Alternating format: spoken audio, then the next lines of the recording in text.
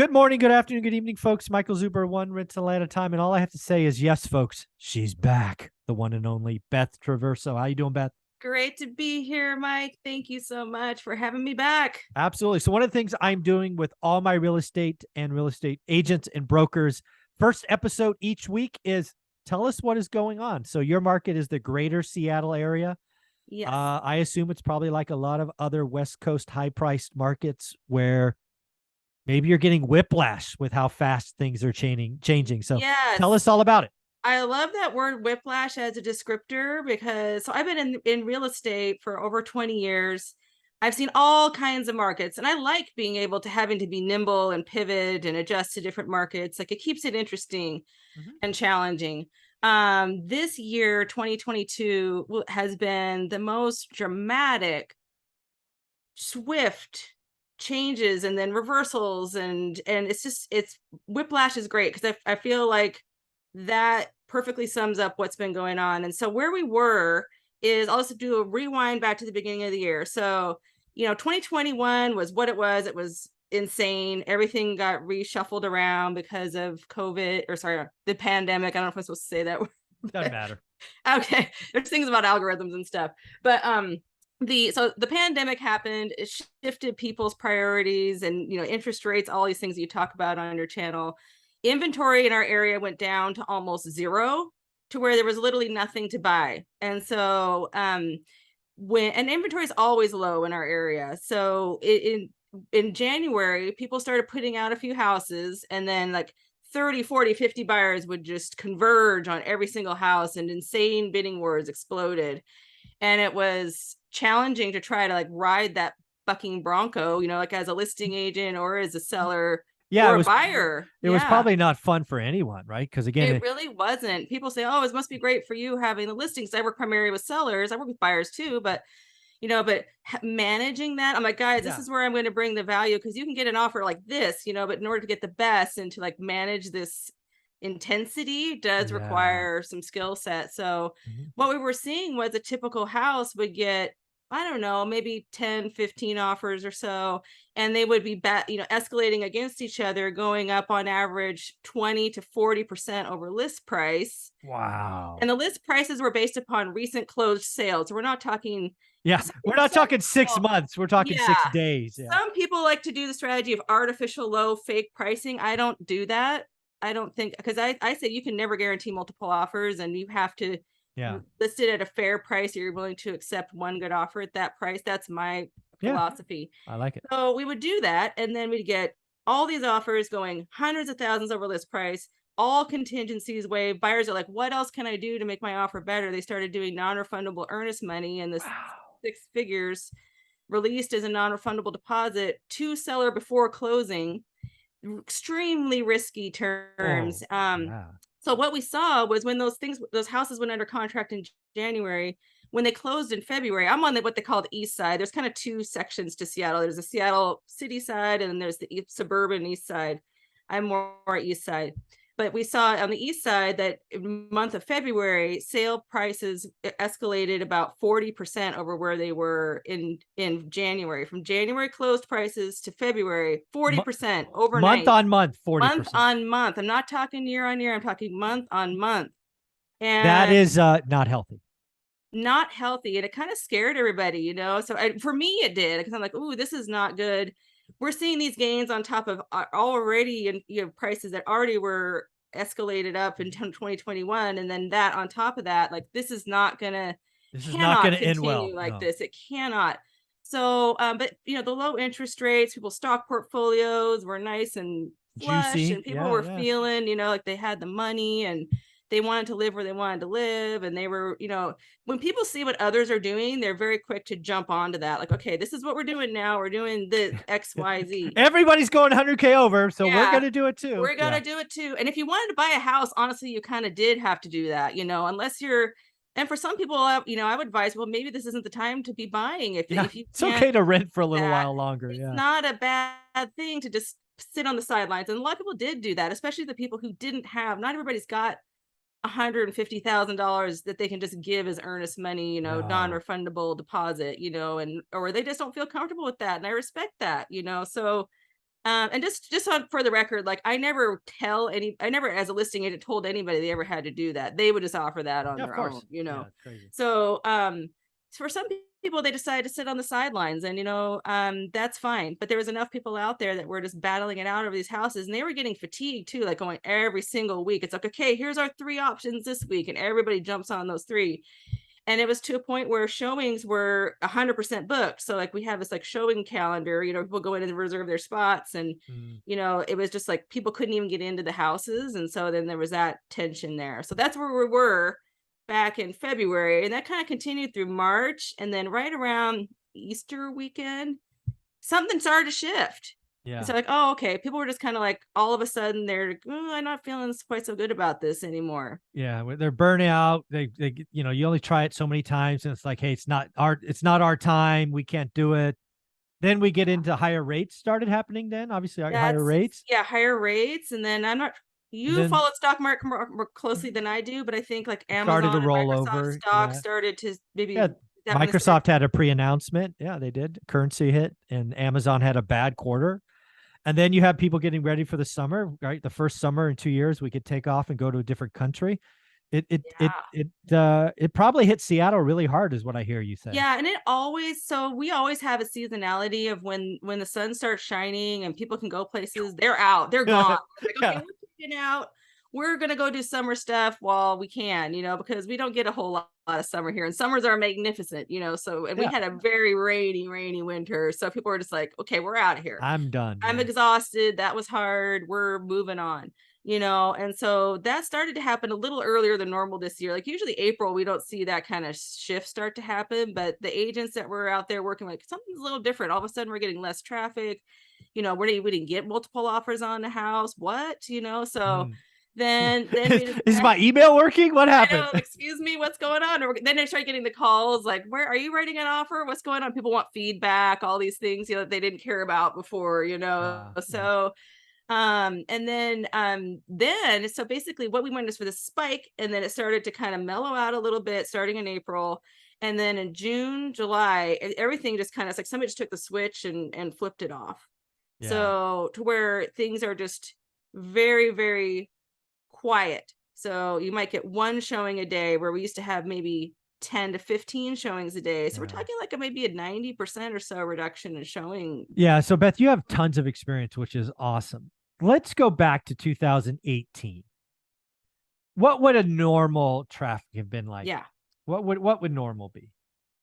In 2018, it would have been not totally dissimilar to what we're seeing now, So this is a little more Exactly. like what a normal market is. Yes, I exactly. describe it to my clients as like, hey, we're recalibrating right now. We had this 2 years of abnormalcy, and Mhm. now things are starting to settle back down. Because I Yep. remember I used to think like 2018, 2019, I loved that market because like, this is a perfectly balanced, it Yeah, felt balanced. I'm like, for sure. the seller, you put your house out there and you do everything right, you'll probably get one, you might get a 2 or 3 offers, but houses were selling.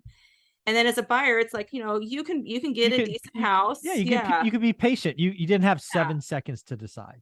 Yeah, it's like I always joke, like it's like speed dating for houses. Like one time we had like 5 minutes to run through this $1.3 million house. Like, okay, you want it? We got to decide right now. It's like, yeah. But now you don't Yeah. have to do that. You can take more than 5 minutes to think about it. You can Yeah. go back for a second visit. You can write You could contingencies go into at your night and on offer. the weekend and Yeah. yeah. So yeah, Yeah. this is what a lot of people need to realize. I think the market we're heading into is going to be far more balanced and far more like 2018 than 19, 20, or 21.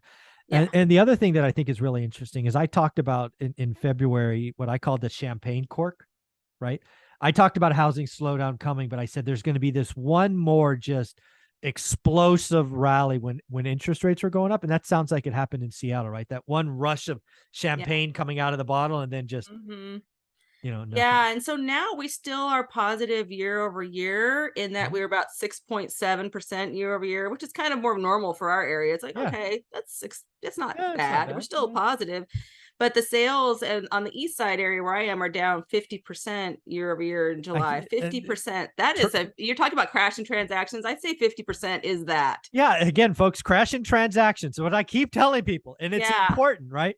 50%. I mean, let's just have an honest discussion. Yeah. As a business owner, whose business is paid on commission, a 50% crash in transaction in a month is obviously not fun, but it causes you to have decisions, Yes, it right? does. On marketing, on team, and all of those things. That's why I think a crash in transactions will pull the country into a recession, because that's meaningful. Yeah, because as you mentioned, there's all the peripheral Yeah. businesses that rely on it, everything from like photographer, videographer, staging, contractors, landscapers, clean, all those things. Yeah. Plus, when people buy a house and move in, then there's all the furniture, the Painting improvements and they yeah. do, all those things. I have not yet seen contractors circling around asking for work. Like, It's coming. I'm looking forward to that actually, because I Yeah. have some projects I'm trying to get done that I basically gave up on. Yeah, me too. But, yeah. How So, how about inventory? Is inventory like what would it like total inventory on the west or your side, east side? yeah. What So would that we have been in have, like February, March versus now? yeah. So I'll just say King County because those are a Okay, little easier numbers for me as a whole thing. sure. So, like in 2020, July 2021, it was 1,784, and now we're at 3,684. Double. So You doubled. yeah, so about double, and on my little sub area, it's triple. So where I am over on the east side, it's triple. But that we're still really, really low inventory for a major metropolitan Mhm. area. Mhm. So like we went from like 0.3 months inventory to 2 in some areas. Yeah. What So is median price in King County? median price in King County is about 900,000 or so. Wow. Yeah. And on the east side, it's more. It's about one. Well, see, in Seattle it was 954. Let's go by that. And then in Okay. east side it was 1,420,000 in Okay. July. I don't know if you have this data. One of the things that I'm really getting interested in, maybe you'll have this next week, is like in Phoenix. In Phoenix, because of Open Door, they are seeing stacks of inventory below the median. Las Vegas with Brian Lebo. It changed a little bit this month, but last month, all of his inventory, or at least most of the new inventory, was above the median. So, do you have a feel where the inventory is coming from in Seattle? Like, do you have Open Door just dominating the low end, Yeah, or the is it open door is not here. The iBuyers have not been able to make their business model work in the Seattle area. probably a good thing? Yeah, probably is a good thing, because I heard what they're doing in other markets, and I'm really glad we don't have that to contend with Yeah, on that top of also everything to do well. else. Yeah, So they've yeah, tried it, and I talked to people back when Zillow was doing their thing. I yeah. talked to the people that were running that program, and they're like, yeah, it's just hard to make it work in the Seattle area. The numbers Yeah, don't pencil. I mean, yeah. they really didn't pencil anywhere, it turns out, but Yeah, exactly. It so didn't work we won't go anywhere. into that.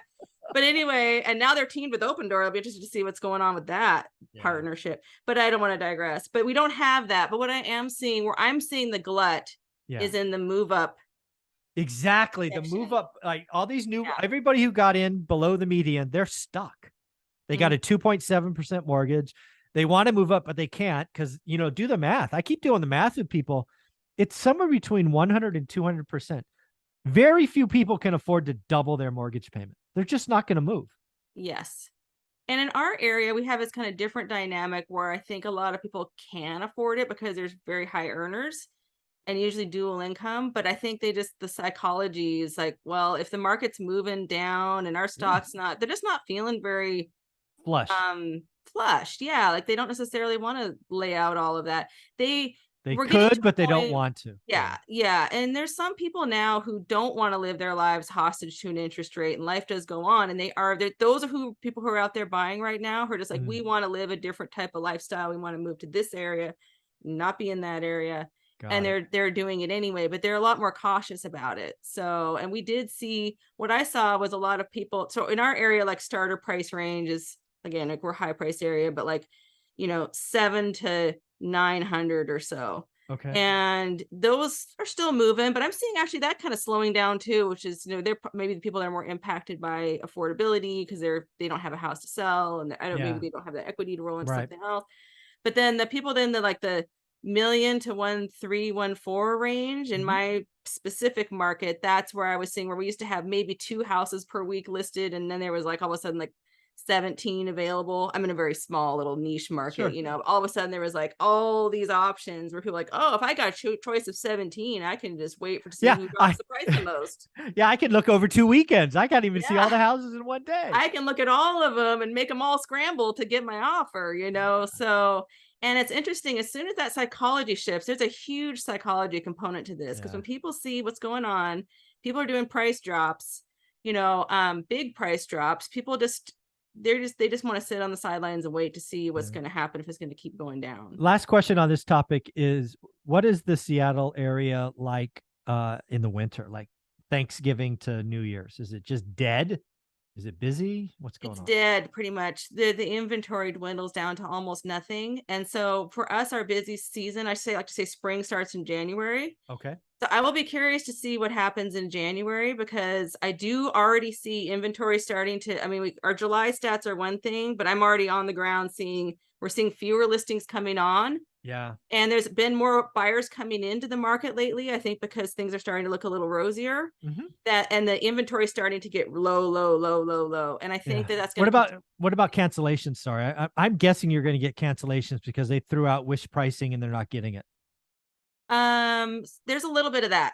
I haven't seen a big Okay. influence in that yet. Kind of surprising. I would have thought maybe more would have, but a lot of people are just I am seeing definitely longer market times and a lot of big, like, six-figure price reductions, but sometimes Woo. it takes, yeah, because we went from like one, we were 40% up to now 6.7 year over Mhm. year, like that's Yeah, it's a basically drop. all what it is. This is an important point I want to make before we go, but like what happened was, like, if somebody is listing their house at 1.1, instead of it selling for 1.4, now it's selling for 1.1 or maybe Yeah. a little bit less. So it's like the froth got knocked off. The I think somebody champagne else, I cork. heard it Yeah. described as, yeah. So it's just like now it's like that run up got removed. And so and you're right. Yeah, like a lot of sellers are disappointed about that, and a lot of it's hard. I understand. Yeah. But If yeah. somebody wanted to buy or sell in the greater Seattle area, how would they find you or reach out?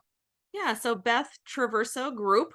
And if people are wondering how to spell it, it's right there on the screen. There you go. And so BethTraversoGroup.com. Awesome. Thanks, Beth. Thank you.